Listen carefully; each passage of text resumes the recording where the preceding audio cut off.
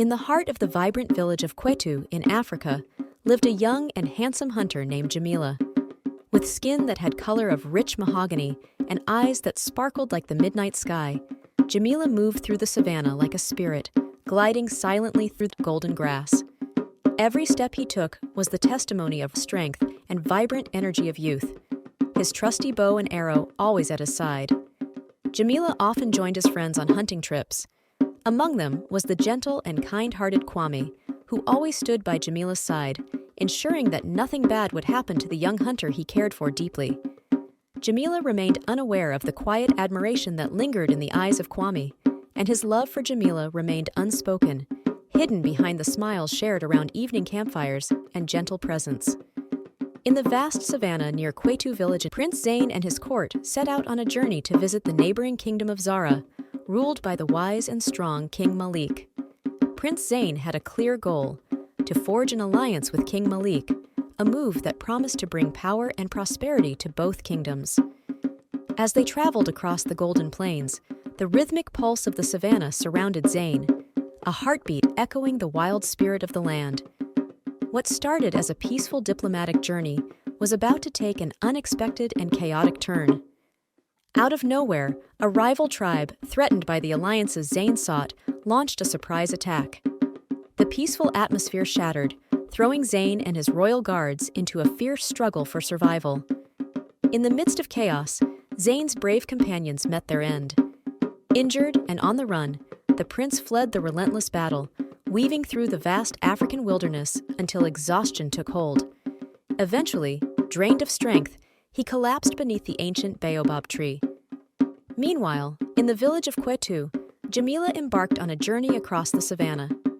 Guided by a deep connection to the land's heartbeat, Jamila moved effortlessly through the golden grass fields. As the sun dipped low, Jamila's sharp eyes spotted something unusual amidst the waving grass. Moving closer, he discovered Prince Zain, injured and unconscious. Jamila swiftly crafted a simple stretcher from his own tunic and sturdy branches, carefully laying the injured Zain upon it to carry him back to the village. When they both reached the safety of Kwetu, Jamila urgently called for the healer to save Zain's life. As night fell, it was decided that Prince Zain would stay in Jamila's modest hut. Jamila pledged to care for him night and day, tending to the prince's needs with care and dedication. A couple of days passed filled with worry and anxiety for Prince Zain's life. When Zain finally regained some strength, he was struck not only by the hunter's kind heart and bravery, but also by his inner and outer beauty. Feeling a profound connection, Prince Zain decided that fate had placed this remarkable man on his path. He asked Jamila for his hand. Jamila reciprocated Prince Zain's feelings as he found himself drawn to the charming prince he had rescued from the clutches of death.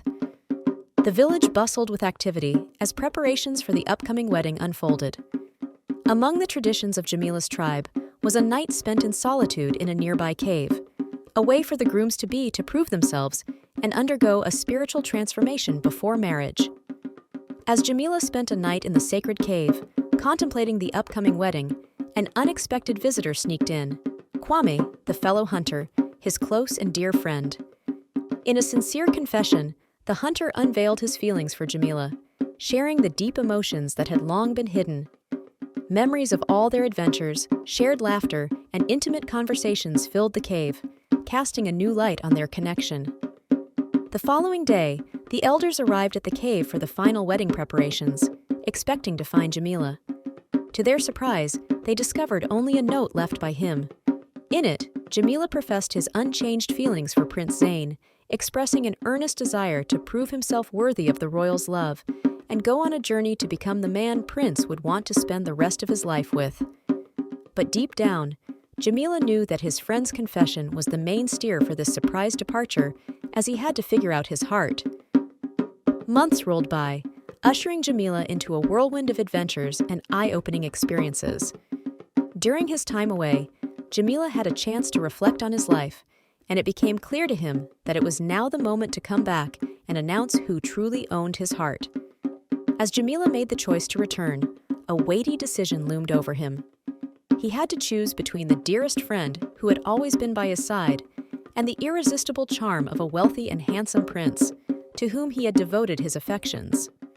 With each heartbeat, anticipation mounted as Jamila approached. The familiar landscape, recognizing the silhouettes of huts and trees ingrained in his upbringing. His initial steps instinctively led him to his dear friend Kwame, driven by a deep longing to see that familiar face. Much to his surprise, however, the friend was nowhere to be found. Jamila decided to take a short rest and gather some strength. His thoughts shifted to the second person close to his heart, the prince, so he headed towards the prince's palace. As he wandered through the grand palace garden, he admired the wealth that awaited him should he choose to marry the prince. Amidst the garden's beauty, he spotted the prince resting beneath an orange tree. With excitement bubbling in his heart, prepared to call out the prince's name, Jamila noticed a second figure under the tree. Drawing closer, he recognized the slim and beautiful figure of his beloved friend Kwame, seated next to the prince. They were sitting close together in each other's arms, and the gold rings on their fingers shimmered in the setting sun.